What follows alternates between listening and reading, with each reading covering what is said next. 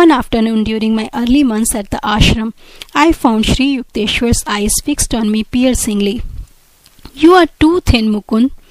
His remarks struck a sensitive point. My sunken eyes and emaciated appearance were not to my liking. Chronic dyspepsia had pursued me since childhood. Many bottles of tonic stood on a shelf in my room at home.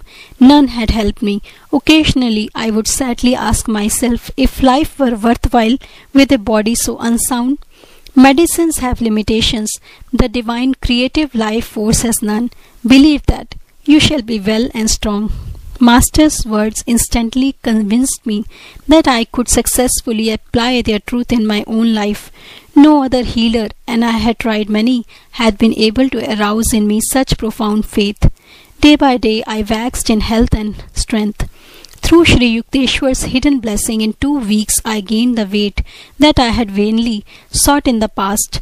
My stomach ailments vanished permanently. On later occasions, I was privileged to witness my Guru's divine healings of persons suffering from diabetes, epilepsy, tuberculosis or paralysis. Years ago, I too was anxious to put on weight. Master told me shortly after he had healed me. During convalescence, after a severe illness, I visited Lahiri Mahasaya in Banaras. "Sir," I said, "I have been very sick and have lost many pounds. I see, Yukteswar, you made yourself unwell, and now you think you are thin." This reply was far from the one I had expected. My Guru, however, added encouragingly, "Let me see, I am sure you ought to feel better tomorrow." My receptive mind accepted his words as a hint that he was secretly healing me. The next morning, I sought him out and exclaimed exultingly, "Sir, I feel much better today." "Indeed, today you invigorate yourself." "No, Master," I protested, "it is you who have helped me. This is the first time in weeks that I have had any energy." "Oh yes, your malady has been quite serious. Your body is frail yet. Who can say how it will be tomorrow?" The thought of a possible return of my weakness brought me a shudder of cold fear. The following morning I could hardly drag myself to Lahiri Mahasaya's home. "Sir, I am ailing again." My Guru's glance was quizzical. "So, once more you indispose yourself?" My patience was exhausted. "Gurudev," I said, "I realize now that day by day you have been ridiculing me. I don't understand why you disbelieve my truthful reports. Really, it has been your thoughts that have made you feel alternately weak and strong." My Guru looked at me affectionately. "You have seen how your health has exactly followed your subconscious expectations. Thought is a force, even as electricity or gravitation. The human mind is a spark of the almighty consciousness of God. I could show you that whatever your powerful mind believes very intensely would instantly come to pass." Knowing that Lahiri Mahasaya never spoke idly, I addressed him with great awe and gratitude. "Master, if I think that I am well and that I have regained my former weight, shall those things come to pass?" "It is so even at this moment." My Guru spoke gravely, his gaze concentrated on my eyes.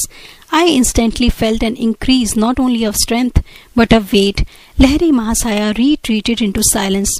After a few hours at his feet, I returned to my mother's house, where I stayed during my visits to Banaras. "My son, what is the matter? Are you swelling with dropsy?" Mother could hardly believe her eyes. My body was now as full and robust as it had been before my illness.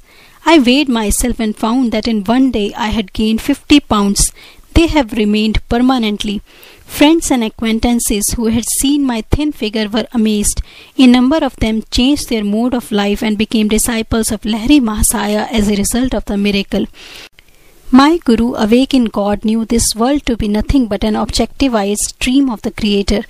Because he was completely aware of his unity with the divine dreamer, Lahiri Mahasaya could materialize or dematerialize or make any other change he wished in the dream atoms of the phenomenal world. All creation is governed by law, Shri Yukteswar concluded. The principles that operate in the outer universe, discoverable by scientists, are called natural laws. But there are subtler laws that rule the hidden spiritual planes and the inner realms of consciousness. These principles are knowable through the science of yoga. It is not the physicist but the self-realized master who comprehends the true nature of the matter. By such knowledge, Christ was able to restore the servant's ear after it had been severed by one of the disciples. My Guru was a peerless interpreter of the scriptures.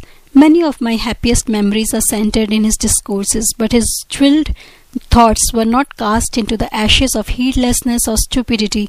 One restless movement of my body or my slight lapse into absent-mindedness would suffice to put an abrupt period to Master's exposition. "You are not here." Shri Yukteswar interrupted himself one afternoon with this observation. As usual, he was keeping relentless track of my attention. "Guruji," my tone was a protest, "I have not stirred. My eyelids have not moved. I can repeat each word you have uttered. Nevertheless, you were not fully with me. Your objection forces me to remark that in your mental background you were creating 3 institutions. One was a sylvan retreat on a plain, another on a hilltop, still another by the ocean." Those vaguely formulated thoughts had indeed been present almost subconsciously. I glanced at him apologetically. What can I do with such a master, one who penetrates my random musings? You have given me that right. The subtle truths I am expounding cannot be grasped without your complete concentration. Unless necessary, I do not invade the seclusion of others' minds.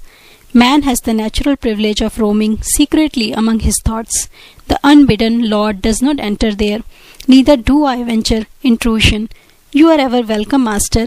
Your architectural dreams will materialize later. Now is the time for study. Thus, incidentally, in his simple way, my Guru revealed his knowledge of the coming of 3 important events in my life. Since early youth, I had had enigmatic glimpses of 3 buildings, each in a different setting. In the exact sequence Shri Yukteswar had indicated, these visions took ultimate form. First came my founding of a boys' yoga school on a plain in Ranchi, then an American headquarters on a Los Angeles hilltop, and then a hermitage in Encinitas, California, overlooking the vast Pacific. Master never arrogantly said, "I prophesy that such and such an event shall occur." He would rather hint, "Don't you think it may happen?" But his simple speech had batic power. There was no recanting. Never did his slightly veiled predictions prove false. Shri Yukteswar was reserved and matter-of-fact in demeanor.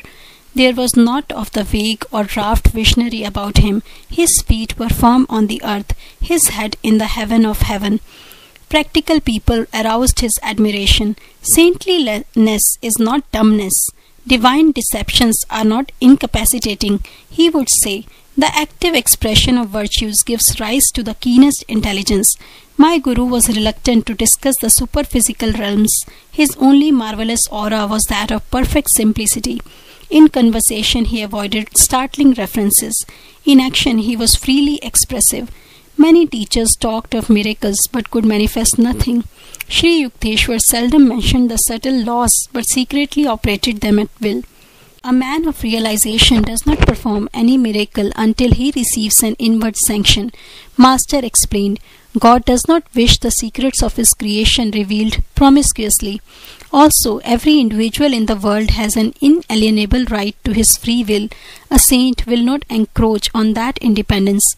The silence habitual to Shri Yukteswar was caused by his deep perceptions of the infinite. No time remained for the interminable revelations that occupy the days of teachers without self-realization.